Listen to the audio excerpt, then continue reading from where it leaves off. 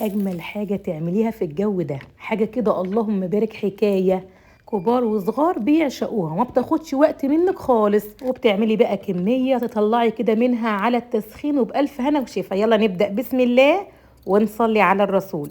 معايا كده حوالي دول نص كيلو من الغله ده اللي هو القمح، يعني القمح بتاع البليله. تمام زي الفل، نص كيلو. هتنقيه كده لو في اي حاجه، بس انا جايباه اللهم بارك نضيف، فله جايباه يعني حاجه نضيفه جدا. هجيب بقى ميه مغليه من الكتل كده واصبها عليه، غطيه كده بكميه ميه مغليه، وسيبته كده من بالليل. اللقطه دي بقى تاني يوم الصبح، يعني قعد معايا كده في الميه منقوع حوالي 5 ساعات او 6 ساعات، لدرجه ان انتي تتكي كده على الحبايه اللهم بارك ملبن معاكي. انا كنت معلقه ميه كده على النار، قلبت معايا، سقطت القمح. طبعا شطفت القمح الاول قبل ما احطه، وصفيته وغطيه بقى وهدي النار، يستوي معاكي على نار هاديه اللهم بارك في ربع ساعه. ملبن معايا، عشان ده في حله ضغط ربع ساعه، لكن لو حله عاديه نص ساعه بالظبط هتلاقي استوى معاكي ملبن. حلاوه البليله او الغله بتاعتنا القمح يعني سويها قوي، بتبقى حلوه قوي طعمه في الاكل بتاعها، يعني لما تكون مستويه زياده. خلاص كده، والميه بتاعتها زي ما هي فيها. بصوا بقى، انا مش بعمل بقى الحله كلها مره واحده، لا، باخد على قد الطلب، على قد ما هناكل في الوقت اللي احنا قاعدين فيه مع بعض اول يوم. حله كده صغيره بنقص فيها الكميه اللي هي على عدد الافراد بتاعتنا، وبحفظ الباقي في حله كده في التلاجة، ناخد منها بالطلب. اخدت كده حوالي 3 كبشات كبار بالميه بتاعتهم في قلب حله صغيره. طلعت حته كده صغنطوطه كنافه من الفريزر، وده اختياري. عندك كنافه في الفريزر وعايزه تعملي الخطوه دي، طلعي كده قطعه صغيره جدا، يعني قد كفه الايد كده صغيره. مش عندك؟ طيب ممكن تعملي ايه بقى؟ ممكن تحمري معلقتين شعريه يا اسماء. ايوه تعالى اقول لك، بتبقى اطعم من الكنافه والله، بما ان انا بعشقها صراحه بالشعريه، مش بالكنافه، لا بحب بالشعريه اكتر. هنا بقى جبت معلقتين سمنه بلدي وحمرت فيها الكنافه. بصوا، خدت يعني زي ما انتم شايفين كده حوالي 3 معالق بس من الكنافه، فرولتها قوي من الفريزر، وتروحي جايه محمراها كده في السمنه، وايدك فيها لان تاخد لون في ثانيه وانت واقفه، وعلى نار شمعه. خلاص كده اتحمرت، نركنها. تعالوا كده معايا نص كيلو من اللبن اللي هو الحليب، حوالي 3 كوبايات من اللبن، عليهم نص معلقه كده كبيره من النشا، او الاحلى بقى السحلب اللي انا حاطه منه دلوقتي، سحلب. تحطي نص معلقه كبيره كده من السحلب، بتبقى خطيره بدل النشا لو مش عندك نشا. وتحطي بقى السكر على حسب التحليه.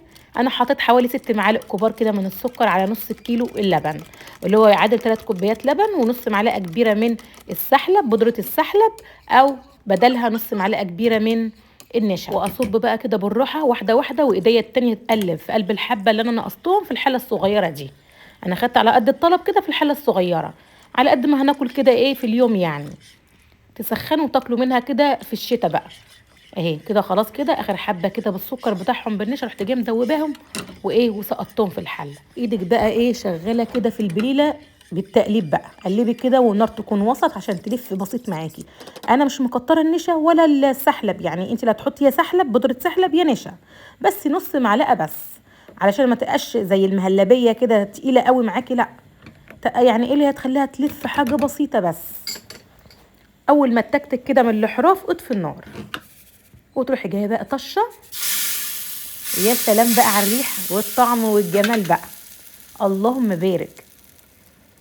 طب يا اسماء مش عندنا كنافه؟ معلقتين 2 شعريه وحمريهم بنفس الطريقه في قلب السمن، وهتروحي جايه طشه بيهم البليله، بس هتخفي الحليب، يعني اللبن بدل 3 كوبايات هتحطي 5. ليه؟ هنزود الحليب شويه علشان اخلي الشعريه تاخد قلبتين كده، تسوي الشعريه شويه. تمام كده زي الفل. هنا خلاص انا طفيت النار كده خلاص، يعني اول ما بتكتك كده معايا اطفي النار، واروح جايه طشه الشعريه او الكنافه المتحمره بالسمنه البلدي، وبالف هنا وشفا. سكر، صبي بقى كده في البولات كده اللي عندك او الاكواب للاولاد كده، ودفيهم بقى. حلاوتها بقى كده وهي سخنه كده وبتدخن. طبعا بقى في الاجواء الصيف بقى بناكلها وهي ساقعه، مفيش بعد كده بصراحه. وبألف هنا وشفا. شايفين بقى قوامها اللي هو يعني مايل ان هو مثلا كريمي، خفيف كده كريمي، مش اللي هو ماسك نفسه وتقيل، لا، كريمي كده وسايله ولذيذه، وبجد طعم بودرة السحلب يا بنات فيها اقسم بالله في حتة تانية. عايزة اقول لكم ان انا حطيت ظرف فانيليا. تمام. هو اللبن عليه السكر وعليه نص معلقة كبيرة من بودرة السحلب او البديل بتاعها نشا، والسكر على حسب الرغبة، وظرف فانيليا، وتقلبي كله مع بعضه في قلب الحليب كده على البارد، وترجعي تصبيه على البليلة وبألف هنا وشفا.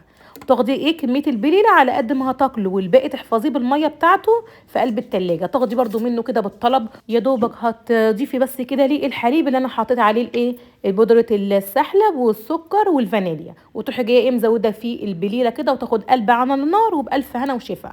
وطبعا اختياري، تحطي بقى كنافة شعرية، ما تحطيش خالص، تاكليها سادة كده بتبقى تحفة جدا، مش محتاجة اصلا. وشوية سوداني بقى، شوية زبيب اللي عندك حطيه، والله هي مش محتاجة حاجة خالص، طعمها زي السكر، وبألف هنا وشفا، وجربوها.